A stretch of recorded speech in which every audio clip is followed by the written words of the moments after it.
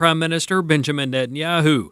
The gathering is in Mar-a-Lago in Florida, and Fox reporter Darren Pathello has more. The White House, they want to launch an international stabilization force over in Gaza to bring peace to the region as soon as possible. Essentially, this would be a peacekeeping force made up of various international partners, but it remains unclear at this point which countries would actually participate. Gaza, however, is only one item on the agenda for the meeting. The other is Iran, with concerns that Iran could be preparing for a potential attack in Israel. Today's meeting is the second in as many days where President Trump is attempting to broker peace. The president says we're getting a lot closer to ending the war in Ukraine after an excellent meeting with President Zelensky. But this isn't just a ceasefire, it's a massive economic recovery plan.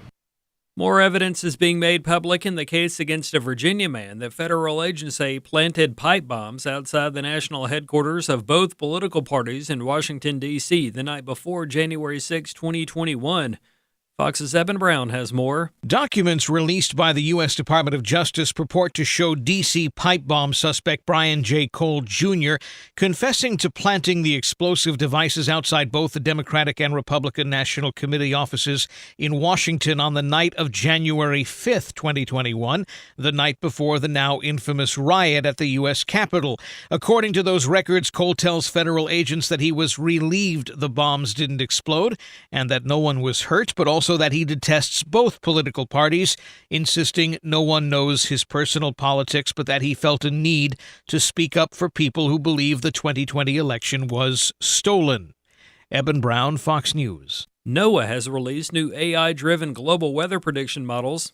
AFN's Robert Thornton has this story. Weather forecast models incorporate many data points from satellites, radar, the upper atmosphere, and surface weather station information like temperature, humidity, wind speed, and direction. The models crunch the data with complex mathematical equations. The new models use Google's DeepMind GraphCast model, an AI weather model that has been fine-tuned by NOAA. Such models use machine learning and train on historical weather data.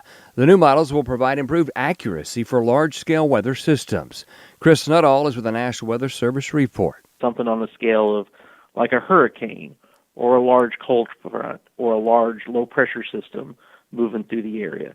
When we're looking at upper-level lows, upper-level troughs, what we call in meteorology, we call the synoptic scale. That's where this should really help us out. These three models that they've just debuted, those really aren't going to help us as far as with tornado warnings and getting a tornado warning out faster or sooner.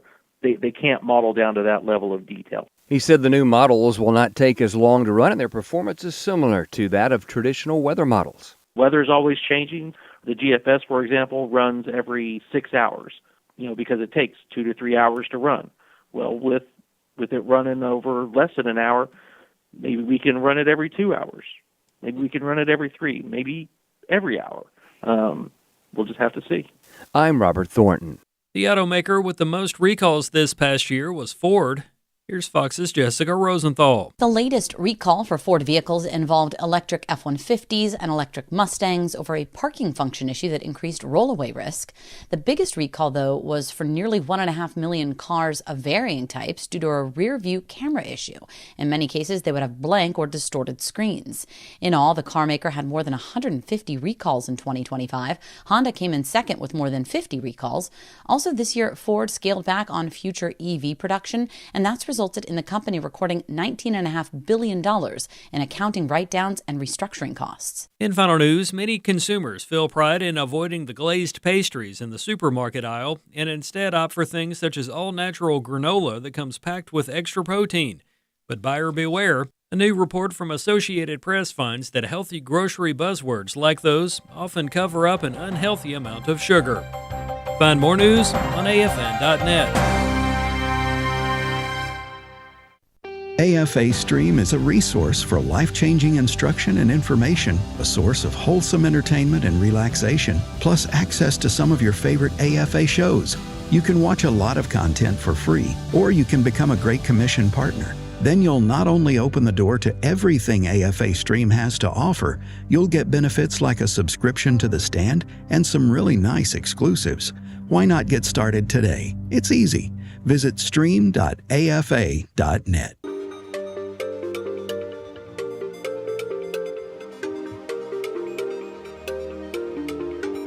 We inform. Religious freedom is about people of faith being able to live out their faith, live out their convictions, no matter where they are. We equip. Sacred honor is the courage to speak truth, to live out your free speech. We also rejoice in our sufferings because we know that suffering produces perseverance, perseverance, character, and character, hope. This is At the Core on American Family Radio. Welcome to The Core here on American Family Radio. Walker Wildmon here on this post-Christmas program right before the new year. Glad to have you with us on At the Core, American Family Radio. It's been a while since we've gathered live, but here we are. We are in John chapter 8 this week. John chapter 8, looking at verses 34 and 35. Jesus answered them and said, "Most assuredly I say to you, whoever commits sin is a slave to sin," or a slave of sin, rather. "And a slave does not abide in the house forever, but a son abides forever." Verse 36, "Therefore, if the Son makes you free, you shall be free indeed." So verse 34, Jesus answered them, "Most assuredly I say to you, whoever commits sin is a slave to sin." And so that's what sin does, and that's why Christ sets us free. But make no mistake, the ultimate slavery on this earth is when you're bound to sin and not free and not willing and able to live a free life in Christ. That's the ultimate slavery, the ultimate bondage in which Christ comes to free us of. And so that's John chapter 8, verses 34 through 36 there in John chapter 8. Well, a couple of things I want to mention before we move into some of the news for this segment. The 2026 tours are already open and people are already registering. We are about a quarter of the way full for our Boston 2026 trip that's going to take place in late September. And we have folks already registering for Washington and Williamsburg, June and September. And so if you want to go on one of those, I would recommend going ahead and registering, because it never fails that people wait and then they miss the window because they wait too long. And so Boston's already filling up. Washington and Williamsburg registrations are already coming in for those trips. And so if you want to join us for any of those trips in 2026, we would love to have you. Just go over to wildmangroup.com, wildmangroup.com. Also, the Hannah's Heart Conference, which we've been teasing here on the program and on the network, is coming to you January 30th and 31st. That's Hannah's Heart, brought to you by the radio program that you hear on AFR each weekend, Hannah's Heart, as it's called. You can go over to afr.net to view the event page, and the registration information is on the homepage at afr.net, afr.net. Well, looking into 2026, there's a lot we could talk about, but one of the most kind of forefront items on people's minds as we look at the last 12 months and we head into 2026 is the economy. And this was probably the number one issue going into the 2024 election, was the economy. And so it's noteworthy to kind of see where we've come from and where we're going. The interest rates, or the mortgage rates rather, have eased a little bit. They've come down roughly a point over the last 12 months. Most of that drop has come over the last 3 to 4 months. And so interest rates on a mortgage, on an average 30-year mortgage, are hovering around 6%. And it looks like that's going to continue to drop. House prices are continuing to ease, and not affordability, but availability on the housing inventory has risen drastically. And there's more homes on the market than there are people interested in buying them, which is a good thing for buyers to get those prices down. And so things are trending in the right direction. But as I told you multiple times, and Chris Woodward and I, we talk about this each Friday. We talk mostly economics when he's on with me. And But we said this is going to take a long time to fix. I mean, what Biden did was a disaster, and you can't fix that in like 3 months. This economy is a monster, and you can't just come in, sign a few executive orders, and then boom, everybody's better again. But we are seeing things trend in the right direction. Things have improved substantially. You're actually seeing real wage growth. After inflation, you're still seeing wages actually grow now. Under Biden, wages were shrinking year after year due to inflation. Fuel energy prices are down. Energy prices are down. Specifically, fuel is down substantially. We're looking at a gallon of gasoline well below $3 on average, but in some states down to $2.15, $2 a gallon. I've seen some pictures of gasoline under $2 a gallon in some states. But nonetheless, things are moving in the right direction. Charles Payne from Fox Business had a pretty good 2-minute spiel on how we're trending and how he sees 2026 ending. Let's listen to clip 1. All America was left with was a T-shirt that says, I'm in a runaway inflation and can't get out of it. It's a tall order for President Trump, but all the pieces are in place. And here's the thing. I just want to real quick. This is from Goldman Sachs, a top executive analyst there. And I just got to tell you, because you want sort of third party kind of thing, right? In 2026, we expect more constructive U.S. consumer backdrop, especially middle income, given a pickup in real income growth aided by job growth, tax cuts, fading tariff-related inflation. All of these things are in place. We are expecting a gangbuster year in 2026, a noticeable year where almost every American will feel it. And it will feel really good. And those who are naysayers who are doubting this, whether it's political or you just don't believe America can do it anymore, you're going to see it. Charles, let me ask you this. Rental prices are down because we had 2 million illegal immigrants self-deport. You have gas prices down. Okay, that impacts every American in unimaginable ways. Right. Inflation is down. Interest rates are coming down. They come down much further. You're going to see sale of pre-existing homes go through the roof. And I would imagine right behind that is new home construction. Right or wrong? Absolutely right. Lennar, the second largest home builder in America, has already dropped their prices 27% since the pandemic. And they need the urgency. Everyone needs now in this industry because everybody was pretty comfortable with the status quo to get to work.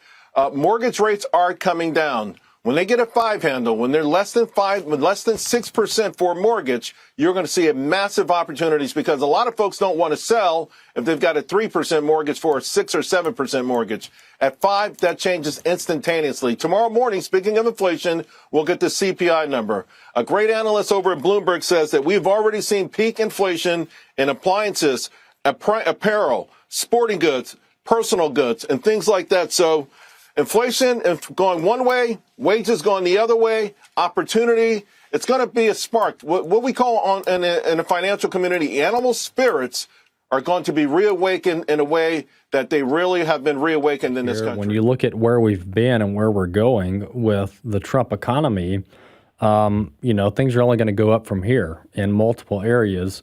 The housing issue has been long overdue, but the housing since COVID has been largely overpriced. I mean, the prices on these houses is comical. I mean, my wife and I get kind of curious on occasion, and we'll either drive around or we'll get online and look at homes, and it's laughable. I mean, I drive by these houses and I'm like, no, I won't pay for that. And other people are saying the same thing because these houses are sitting on the market for 6 months, 9 months, 12 months. And people they're not even interested in looking at them because the price is just so unpalatable. And so you've got to get past that. Well, how you get past that is you ease off on the prices. And look, there is no threat to equity here, okay? There is no substantial threat to people's home equity here, okay? Unless you bought or built during the COVID mania and you overpaid. That's the only people that are possibly at risk here. But this whole concern about home depreciation with the market coming down is just completely unfounded. All right, look, you might lose some equity compared to what you appraised it maybe a year ago, but it's not anything to get frantic about, okay? Everybody's homes are still going to be greatly appreciated. Homes are one of the top assets, physical assets you can own. Property and homes appreciate over time. History shows that. So they're a good investment. They're a good place to be.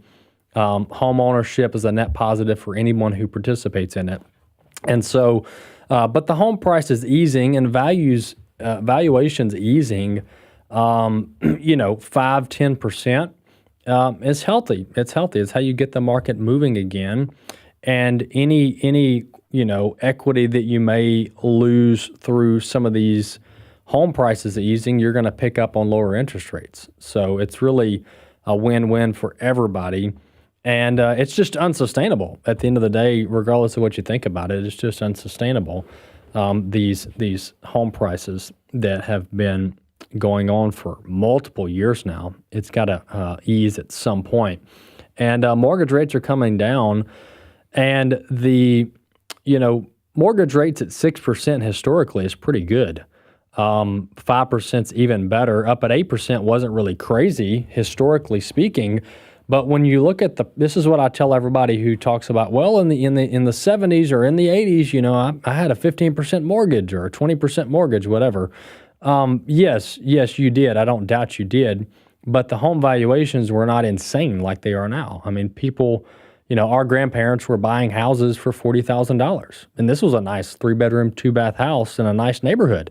So now that same house is appraising for $400,000. I mean, that's just insane. And so then you tack on a couple of extra interest points on the mortgage. That's a big deal. You're talking a $500 to $700 difference within a couple points. And so not to mention homeowners insurance is through the roof across the country. And so it's not apples to apples comparison. Inflation has truly done a lot of damage. And home value appreciations, they're good for people sitting in the house, but anybody wanting to buy, it's not very good. Not to mention when you're a homeowner and you're sitting on an appreciated asset, an appreciated home and a property, what are you going to do with that? I mean, if my point is people who are trying to buy and sell and move, these overly inflated home prices aren't really good for anybody, all right? Because what happens is you say, well, I'm gonna cash out, I'm gonna get my equity, and I'm gonna go build somewhere or buy somewhere, and then you realize that by the time you pay overinflated prices to buy or build, you're back in the same place. And so there really hasn't been a lot of winners here with this overly valued housing market, unless you're gonna sell your overly valued home and take the cash and go live in an RV or something until things go back to normal. But what is that? What does that look like? Things going back to normal. Things aren't going to ever be what they were. That's wishful thinking, thinking things will go back to how they were before COVID. That's just not going to happen. That's just not going to happen because you can't pump $7 trillion in the economy through COVID stimulus and then say, oh yeah, let's go back to how things were. It's just not going to happen. Now, what you can do, and this is what President Trump is doing, and then I'll end my rant here. President Trump is helping people actually increase their wages. That is truly how you make a dent in the damage that Biden did to this economy, is you have consecutive years of real wage growth. That is actually how, maybe you don't go back to how things were before COVID, but you at least inch in that direction. I mean, this is the only way for the American worker and the American family to win, is to just have wages outpace inflation for consecutive years, for multiple years, back to back to back to back. That's how you do it, with inflation easing, wages growing, home prices normalizing, interest rates palatable. This is the kind of economy that people who want to work hard and make an honest living, they can do pretty well for themselves. And I think that's what we're going to see over the next 12 months in 2026. Not to mention retirement accounts are going to keep going up. We'll see you in a few minutes.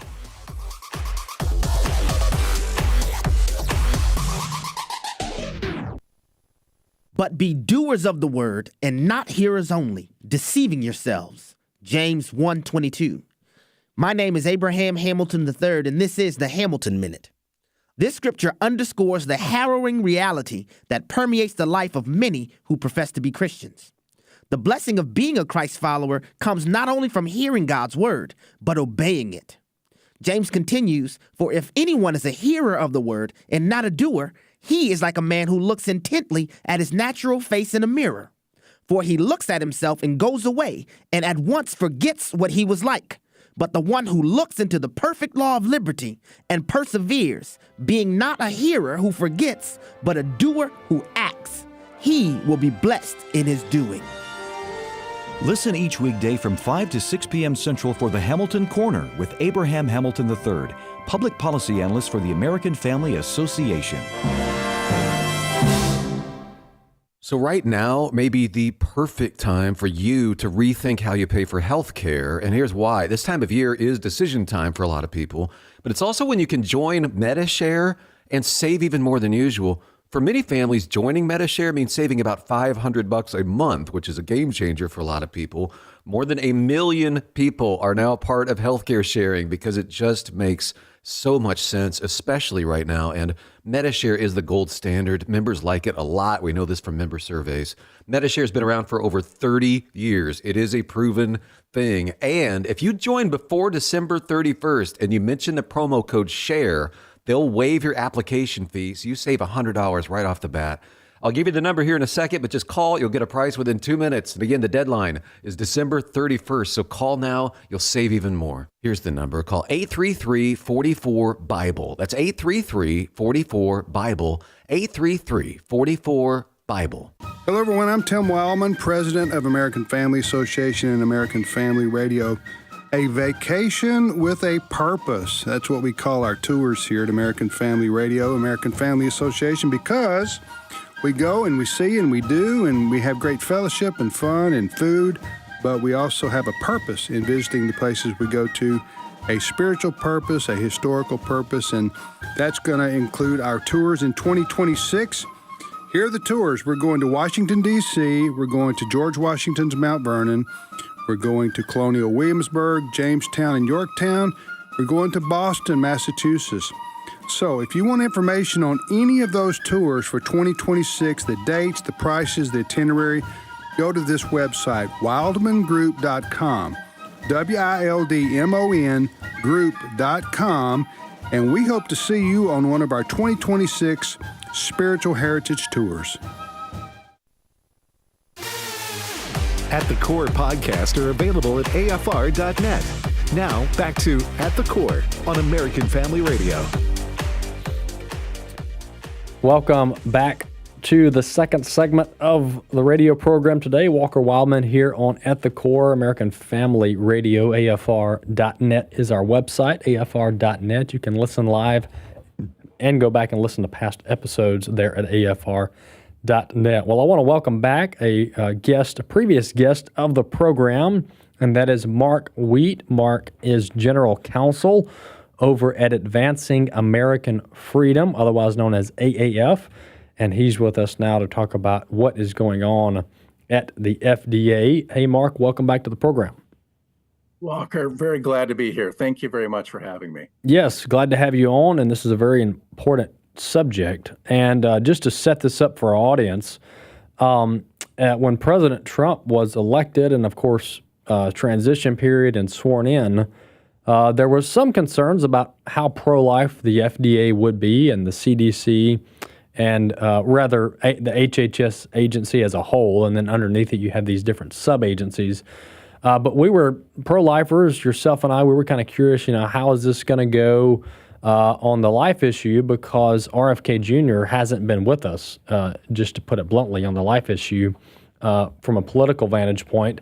And but now, here we are. We're almost 12 months into the administration, and there's hardly been any positive movement on the life issue over at these agencies under HHS. So bring us up to speed on where we are. Well, the biggest concern that we've had is that about 63% of abortions are now chemical abortions. The mother takes a pill called mifepristone and aborts her child chemically. And this is the biggest priority for pro-lifers, just to have a review of this drug, because we think it was approved illegally, and the safety protocols on it have been eliminated by the Obama administration and by the Biden administration. And then in the last year, the Ethics and Public Policy Center reviewed insurance records of over 860,000 times that this drug had been prescribed, and found that that women had an adverse event 11% of the time. So this is just astronomically higher, 22 times higher than what the FDA said. We thought that this would give some jet fuel to the review of the FDA of this dangerous drug, and they're just dragging their feet. It's been reported in the press that that the head of FDA, Dr. McCary, wants to push this off until after the next congressional elections. And we think in the meantime, women are in danger. And what is the problem? Why can't we get to the bottom of this? Yeah, there's multiple things going on here. I mean, number one, the life of the mother and the child is very important. I mean, that is the driving issue here at stake, and we can't lose sight of that. On the peripheral, you've got the political implications that the pro-life community is one of the, if not the largest voting bloc issue-based in the conservative movement. I mean, there's no other voting bloc other than there's no other voting bloc at all that is as cohesive and large as the pro-life voting bloc. It's one of the largest political movements in the country and has been for decades. To push this off is just asking for trouble at the ballot box in 26. I mean, who's going to get motivated on the life issue if the FDA is dragging its feet on something very simple? I mean, this is a Biden-era expansion of mifepristone that should be easily reviewed and rescinded and then easily messaged on. I mean, this is not something hard to message on, that we want to protect mothers and babies. It's as simple as that. What do you think the White House thinks about this? Because I haven't heard much from the White House on this. It's hard to know. It would be good if we could have the White House spokesman or the president himself to weigh in directly, because it's something that this data has been sitting out there for years. And it took an organization, the Ethics and Public Policy Center, who we work with on many, many things, focusing on 860,000 events, and found that this drug is so much more dangerous than what the FDA had ever advised the public. Why we're trying to drag this on past the next elections, I think that will just hurt Republicans. I think it will take the voter turnout that we really need among pro-lifers to drive that down. And it doesn't look good for the Republicans' majority in the House as it is. Will this take down the Senate as well?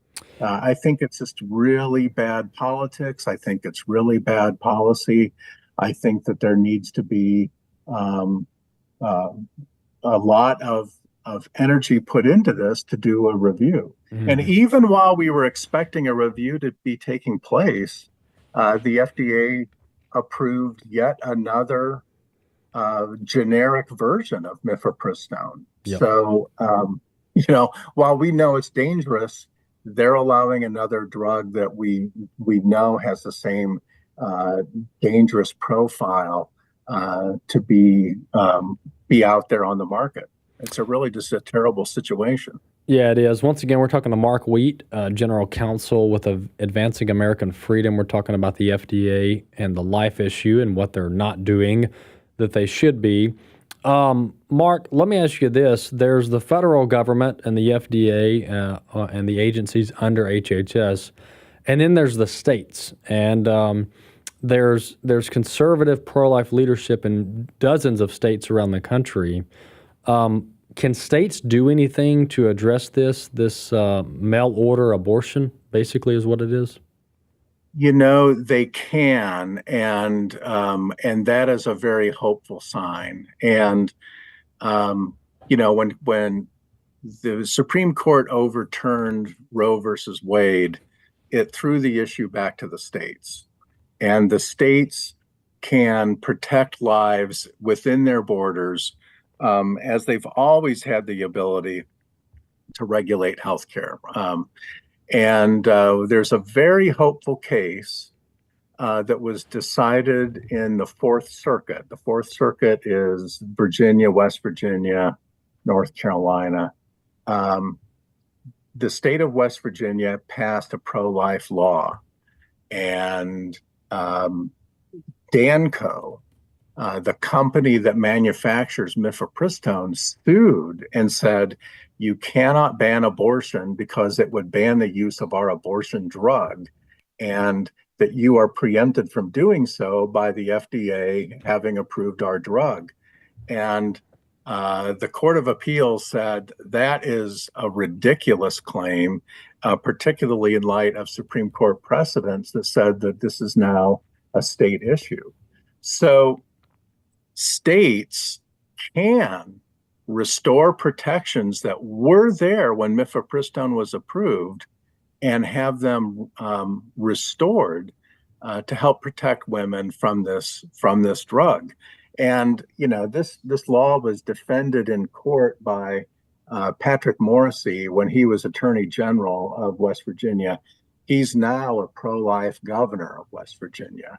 And so there are lots of states out there that are looking at West Virginia's success and thinking about how can they better protect women in their states. Yeah, that's a good point. And the primary use case for this, per the FDA approval, is the ending of the life of the child. And so it's not as if this is off-label use or it's a primary use over here and they're using it off-label over there. The pro-abortion side knows that the primary use in this case is the death of the child. And so with abortion being the primary use case for mifepristone in this instance, you're right, that should legally open the door for states to regulate it to protect the life of the child and the mother per the Dobbs ruling out of the Supreme Court. Mark, we got about 2 or 3 minutes left. Give our audience just a last word of encouragement on what they should be focused on and looking at as we go into the new year and we try to move the Trump administration further to the right on the life issue. Well, we've waited for Roe v. Wade to be overturned for 50 years. And now that it is in the ash heap of history, now it's a time that we can get our states motivated, activated, and moving in a pro-life direction. A lot of wonderful pro-life initiatives can be bubbling up from the states and challenging federal law. And I think that this is the time that we do it. Let's not wring our hands and worry that nothing is coming out of Washington that's positive. Let's do it ourselves and make our states pro-life. And that is a very encouraging word for 2026. Absolutely. Well, Mark Wheat, thanks so much for coming on the program. We appreciate your work over at Advancing American Freedom. Thank you very much, sir. Very glad to be here, and Happy New Year. Absolutely. Thanks so much. Mark Wheat, General Counsel, Advancing American Freedom, and their website is simply advancingamericanfreedom.com, advancingamericanfreedom.com. You can check out their work there. Appreciate Mark coming on. And to his point, this is a no-brainer. There's no reason that this should be dragging on. We're about to head into month 12 of the Trump administration in January. And it just shouldn't be this difficult. I mean, there's so many other victories under Trump's belt that why not add this to the list? And this is a far left Democrat wish list item that Biden approved, and that is the expansion of the abortion pill. And President Trump ran on highlighting Vice President Harris's radical pro-abortion viewpoints and how bad it is for our country and how radical it is, and that helped him win the election. And so it's not as if this is a complicated issue or one of political sensitivity. That's just not the case. This is a slam dunk, no-brainer, easy political move to make, and that is to begin the process and expedite the process of reviewing and rescinding the Biden-era abortion pill expansion. And that's just the first step. I mean, if we really want to be honest here, we need to rescind the whole thing altogether. We don't need mifepristone on the market for the use case of abortion at all. I mean, there's no case in which the Food and Drug Administration should be authorizing a pill that sole purpose is to kill the life of the child. I mean, let's just take a step back and look at it from that vantage point. And so what we're asking the Trump administration to do today is to rescind the Biden-era expansion, okay? I mean, this is not a heavy lift here. Rescind the Biden-era expansion, which made this abortion pill available on demand in the mail via the U.S. Postal Service. Anybody in America can order this abortion pill now and kill their child with no questions asked, no doctor supervision, no regulation, no waiting period, nothing. And so that's what's happening, and we just simply want that rescinded. And then, of course, the ultimate goal is to rescind mifepristone altogether because there's no medical use case that's appropriate for killing the life of the child. There's no case in which that's a good thing that we should do. And this is the whole irony of abortion, is the whole thing's messed up. The whole situation from the ground up is evil and it's wicked and it ought not be tolerated. And so we're just trying to chip away at it. We're trying to regulate it and regulate it back into non-existence. That's the only way to go about this. And it starts with reviewing and rescinding the Biden-era abortion expansion that happened under President Biden. And so the FDA's got to get its act together. This is what President Trump campaigned on, by the way. These are the coalitions that he brought together for the 2024 election. And so if the White House is serious about keeping their promises, then they need to get their act together on this. I mean, you can't keep ignoring this. You can't keep kicking the can down the road, hoping that the economy is going to save the day for the voting base. That's just not going to happen, all right? It's a slow-moving target, a slow-moving process. And the life issue, a lot of voters care about this. A lot of voters care about this. And as I've said, most importantly, it's the right thing to do. And so we'll continue to track that and see where that goes. But it's not looking good for the FDA head, Marty Makary, when he's kicking this can down the road. So I think the White House is going to have to get involved. I think the president's going to have to get involved and tell Makary, look, get on board or get out. Get on board or get out, because we're not fostering the Biden policies of abortion on demand anymore. We're just not doing it. That's not why I got elected. And I know that what I'm saying sounds simple, but apparently in D.C. it's not so simple. So we'll continue to track it. And President Trump, you know, he takes pride in undoing all that Biden did. And so why leave this on the table? Why leave this in place over at the FDA? And by the way, the FDA's got a lot of credibility that they need to regain with the American public after they completely fumbled the whole COVID pandemic and signed off on these experimental shots that don't work. So we'll be back in a few minutes, and we got one segment left.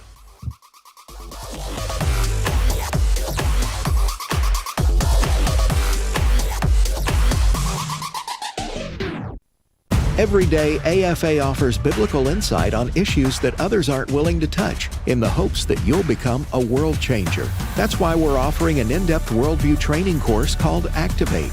13 different professors teaching 18 sessions, all available online, including a printed workbook to help you apply what you've learned and 1-year access to AFA streaming content to give you even more resources. Find out more about Activate and sign up today at activate.afa.net. Women going through the ordeal of infertility or miscarriage experience pain and loneliness that are too much for words. The Hannah's Heart Conference, January 30th and 31st, 2026, at Hope Church in Tupelo, Mississippi, can help bring hope and encouragement with biblical teaching from Jane Johnson and worship led by Phil King. For more information or to register, visit afr.net/HHC 2026. afr.net/HHC 2026. Without even seeing them show up, I could feel like the darkness. Jamie Sanchez is another Christian business proprietor who has been targeted for his faith. His Drip Cafe was opened to serve and help the homeless of downtown Denver. We believe sex outside of marriage and homosexuality is a sin in God's eyes. And the enemy and his minions decided to use that as a platform. Jesus told us persecution would come. I would see them, just the rage and the hate. I pictured them doing that at the foot of the cross to Jesus. And I just remembered what he said, "Forgive them, Father, they know not what they do." And so I had to position my heart that way. The Jamie Sanchez story is one of the videos of the Impact series at stream.afa.net. It's been a crazy, crazy ride. See Jamie's story and much more at stream.afa.net. Hey friends, it's Jessica Peck, Dr. Nurse Mama, as your 1-minute parenting coach. How often do you evaluate your family's tech habits and see how they align with your values? Psalm 139:23 and 24 says, "Search me, God, and know my heart. Test me and know my anxious thoughts. See if there is any offensive way in me and lead me in the way everlasting." Technology can have a powerful impact on our lives, but without reflection, it's easy to fall into habits that pull us away from what truly matters. This week, ask yourself, how are our tech habits influencing our relationships and our connections with God? Tracking screen time and evaluating how you use tech can help identify areas that need adjusting. What if you took some time to reflect on how much time your family spends on devices versus engaging in meaningful, faith-centered activities? Is there room to make space for more intentional connections and spiritual growth? Try it out, and I'll see you on the Dr. Nurse Mama Show here on American Family Radio. This is At the Core on American Family Radio with your host, Walker Wildmon. Welcome back to The Core here on American Family Radio. Walker Wildmon here on this late December edition as we head into the new year. I hope each of you had a very Merry Christmas, and I hope you have a Happy New Year. As after today's live program, we won't see you guys until the new year. And so the next guest I want to move to is Utah State Representative Nicolene Peck. And Nicolene is representing District 28 currently in the Utah House of Representatives, and she's with us now. Representative Peck, welcome to the program. Thank you, Walker. I'm happy to be here. Well, glad to have you on, and we have on different representatives and state senators around the country to talk about what they're doing to protect America's families. And on that note, or before we jump to that note, rather, tell us a little bit about your background and how you ended up in the House of Representatives there. Yeah, well, I actually ended up in the House of Representatives because I have spent so many years of my life protecting families. So I'm a mother of 4, I'm a grandmother, but I also did therapeutic treatment care for troubled teens for a lot of years who were abused and stuff. And then people started to ask me to teach parenting and to write books and to speak places. And then this organization called the Worldwide Organization for Women asked me to speak at the United Nations. And that was about 14 years ago.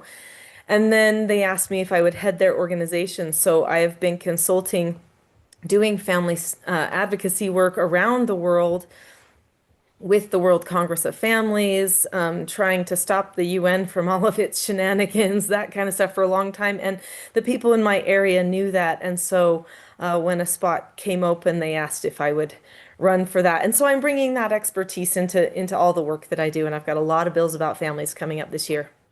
Well, before we jump into the bills you're talking about, tell us about the fact that you guys have passed, and it's on the books now, age verification for minors on websites. Tell a little bit about that.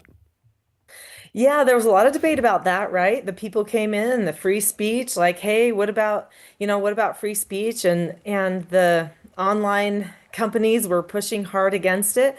But we did get that passed, and it has been great. So we don't have Pornhub, for instance, pulled out in our state. Now, that doesn't mean that there's no porn and there's no, inappropriate materials online that children can access. There absolutely is. In fact, that's some of the stuff that I'm trying to really hit at the root of, especially because it's coming into our schools a lot more than people want to admit. Our state, at first, when I started addressing this back in 2018, there was a person on the Senate floor who said, Nicolene Peck's a liar. She was gonna call me out and said it wasn't there, and now everybody has to admit it is there. And now they're like, well, so what that it's there, right? Some people are saying, so what? That's usually the left who's saying, so what that it's there. And everybody else is going, no, this is it. We're finally going to get this done. So we've been trying to chip away at this for a long time, and we're hoping to make some good strides this year. So Utah, I'm assuming your legislative body meets annually. Is that correct?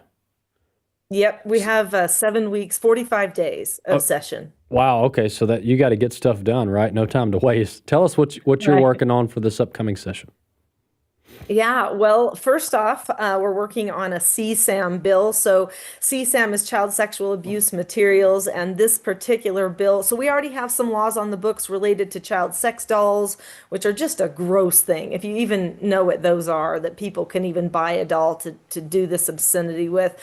But we have some laws on the books about that. But this law would make it so that we create more of an opportunity for people to sue if there is a problem with their likeness being on one of these child sex dolls, or if their likeness is distributed in obscene material as far as child sexual abuse materials go.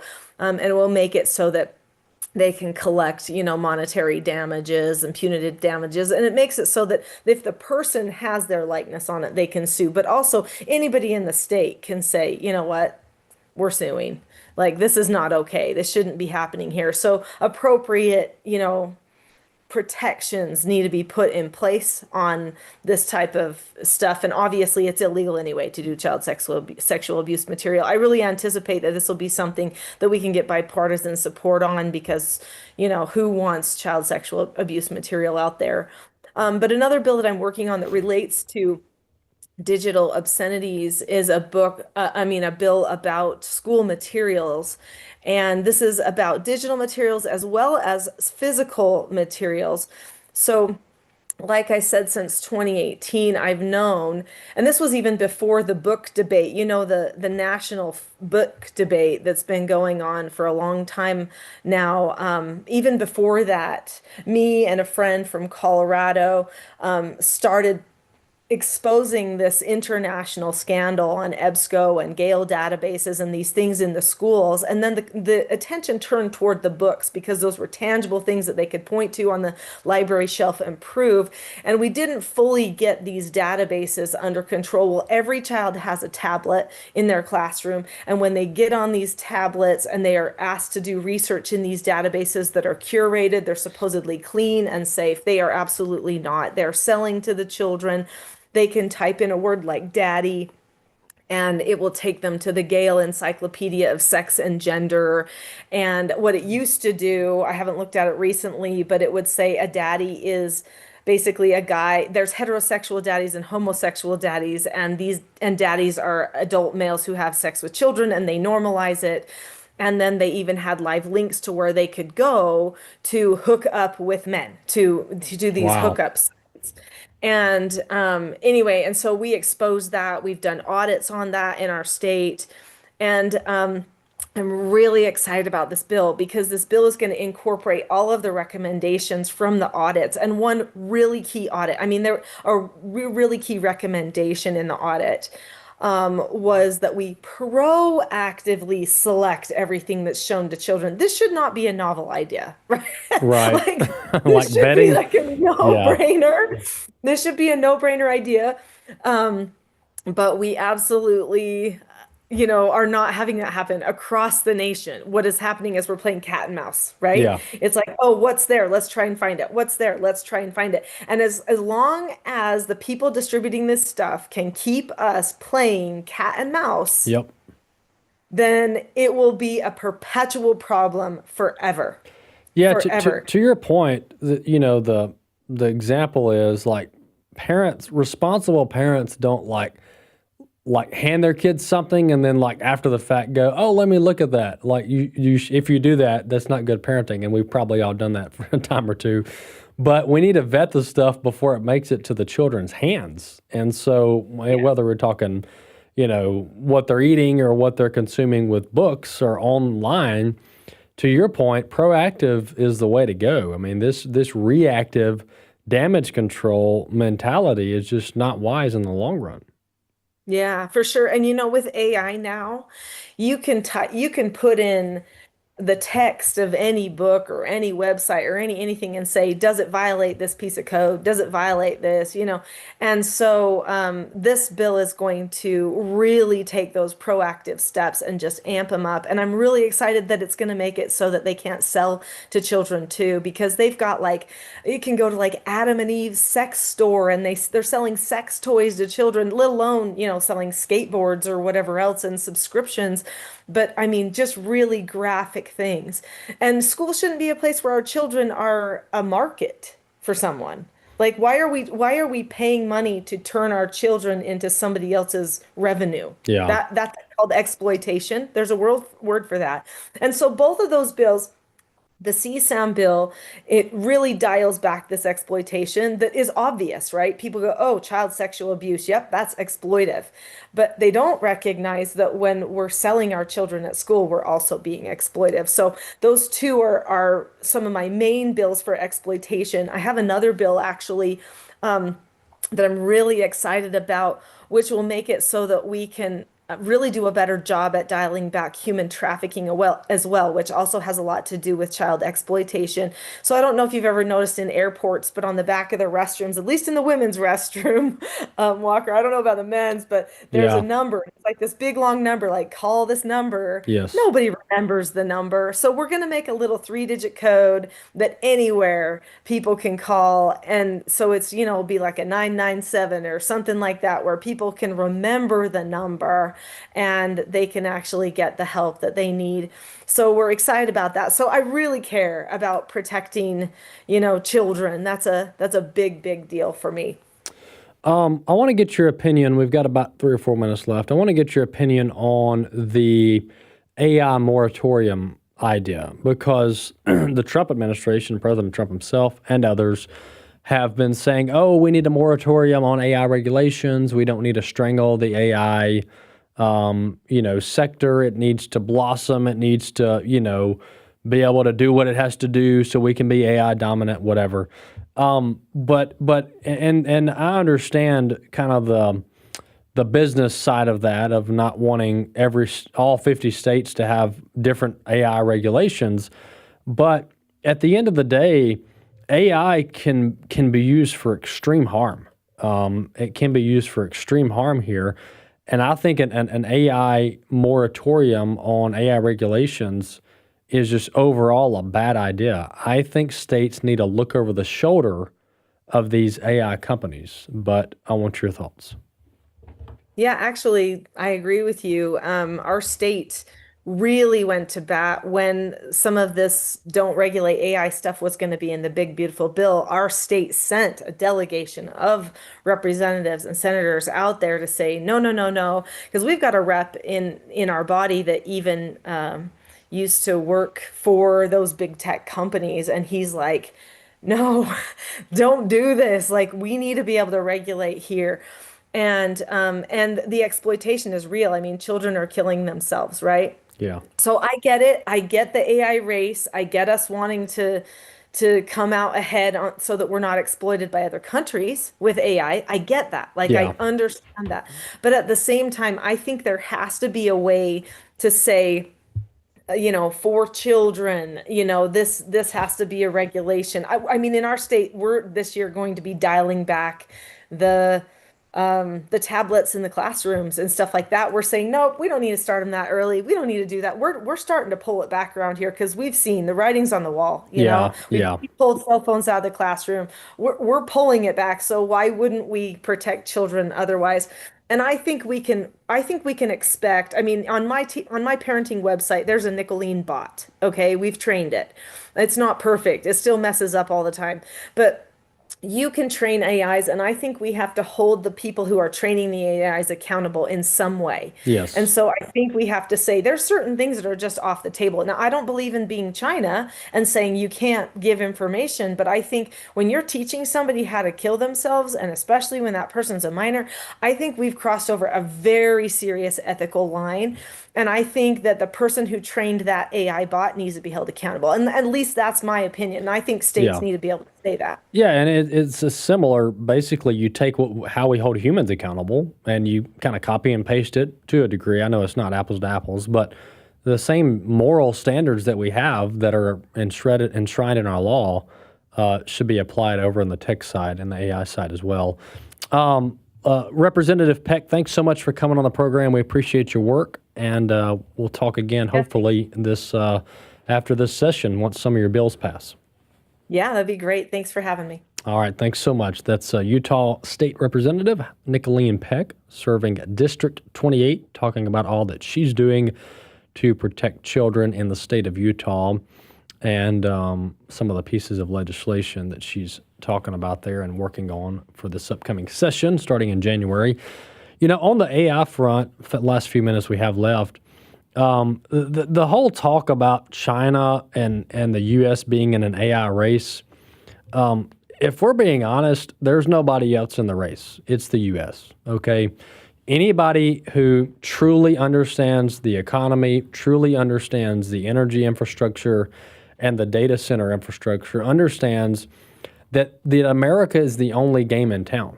And that's not an exaggeration. I'm not being overly boastful. I'm just telling you to act as if communist China is like our chief competitor on the AI front is just pure fairy tale land. I mean, China's got, don't get me wrong, China's got some areas in which they've advanced that is somewhat catching up with us, but AI is not it, okay? AI is not it. They might be building more Navy ships than we are. They might be pumping out more, Air Force jets than we are, but they're not competing with us on AI. That is literally a completely made up message that is brought to you by big tech and the AI companies because they don't want to answer any questions. All right. So what do? You create the boogeyman that is China, and nobody likes China. Nobody wants for China to beat us in anything, right? And so, but China is not is not with us on AI. They're not even close. Okay. And we've got the energy infrastructure.